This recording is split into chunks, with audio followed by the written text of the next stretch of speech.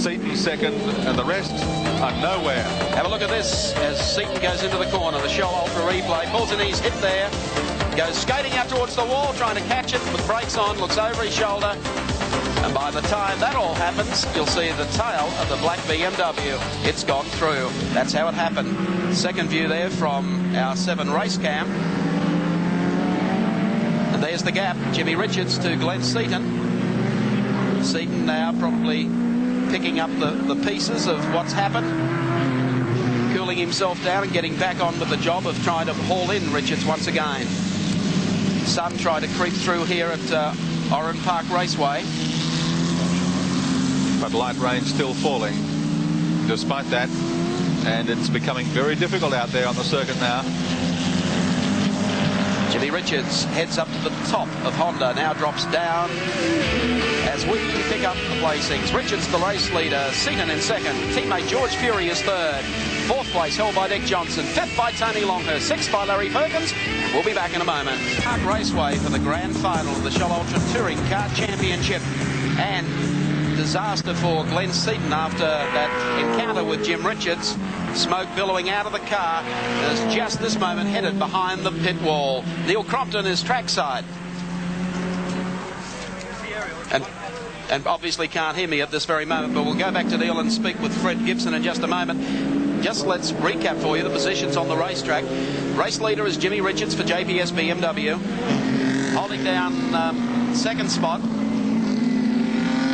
is, of course, George Fury in the Peter Jackson Nissan Skyline, and closing up on Fury in the last couple of laps has been Dick Johnson in car number 17. Tony Longhurst making a bolt back through the field in company with Larry Perkins. They're the positions at the moment. As you can see, the gap between George Fury and Dick Johnson.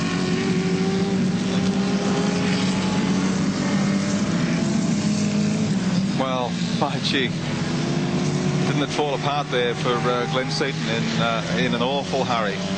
Leading the race as he was from teammate George Fury. Then we saw a brilliant bit of driving from Jim Richards to get underneath Fury and park himself right on Seaton's bumper. Then this light rain started to fall. The track has become very slippery. We saw Glenn Seaton almost lose it once on the turn coming into the top of the main straight, recover and continue to lead Richards, and then a couple of laps later going out the bottom end of the main straight, Seaton having just a little difficulty controlling the car. Half a gap opened on the inside. Richards went to go through.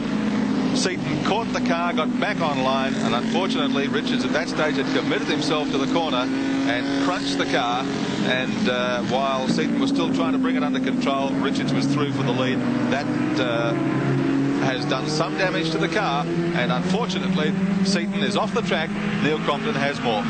Indeed I do, Gary Wilkinson. Game, set and match for the 1987 Shell Ultra Australian Touring Car Championship.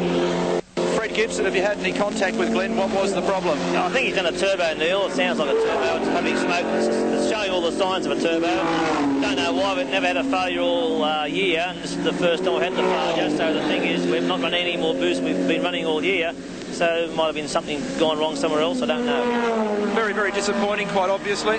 Oh, yes, disappointed, but that's the way motor racing goes, isn't it? As I said before the race, we give it our best shot. I think Glenn drove his bum out up there. He's an experienced driver with Jimmy. Put a lot of pressure on him. He had a couple of half blues and he come back at him. So I think in all, he's not disgraced today by what he did. Race is not over. George Fury in with a chance of perhaps taking out round 9 at least. Well, I'm going to give him a bit of the hurry up now and see when he do that for us. Okay, thanks Freddie, and very bad luck for the Nissan team, but we'll look forward to having you back in 1988. Peter Jackson Nissan team a little down on luck. Let's hope they come back next year bigger and better than ever. Thank you, Neil Crompton. Peter Brock continues in 05. The Mobile Commodore V8 has already had a pit stop. Was out there and running, still well down the list. 10th spot. Yep. 10th, which isn't too bad considering he's been to the pits and then back out on the racetrack again. So it hasn't been the best of years for Peter Brock, and it would seem reasonable to assume that a Commodore is not going to win a round of the Australian Touring Car Championship for 1987. That's certainly a first. So used to seeing them capture at least one round in the last couple of years.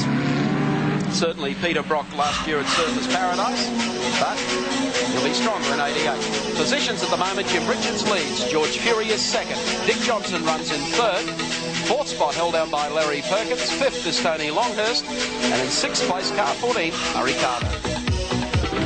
Oran Park, venue for the Shell Ultra Touring Car Championship decider. Laps are running out, just 6.5 remaining here. And Jim Richards continues to lead from George Fury and Dick Johnson. This is the battle for fourth between Larry Perkins and Tony Longhurst. Tony Longhurst, of course, shared the front row with Jim Richards. Dropped out, I think, as far back as 12th spot, and has been managing to come back through the pack. In fact, losing a bit of ground there to Larry Perkins. Perkins has really got quite a burst on. Tony had hoped to follow his teammate right through today's race, post second, but the Peter Jackson Nissan team changed all of that, with George Fury setting up an early lead. Of course, the series leader, Glenn Seaton, then taking George Fury the whole lap. What seemed like he was well on his way, that wasn't to be. And joining us in the commentary box for the run to the checkered flag is in fact Glenn Seaton. Well, that was a tough break, young man. That's right. That's motor racing. You've got to take the good with the bad, and I can't really complain about this year because I've sort of had a fairly good year. I just hope George can get up there and fly the flag for the Peter Jackson Nissan. I guess someone will ask you 100 times today, what did it feel like when the thing stopped? Well, there's lots of things go through your mind at the time, but like I said, you've got to take the good with the bad, and I think if you can take it with and think of the good all the time, you've always got a long way to go. You've had a fantastic season, there's no doubt about that.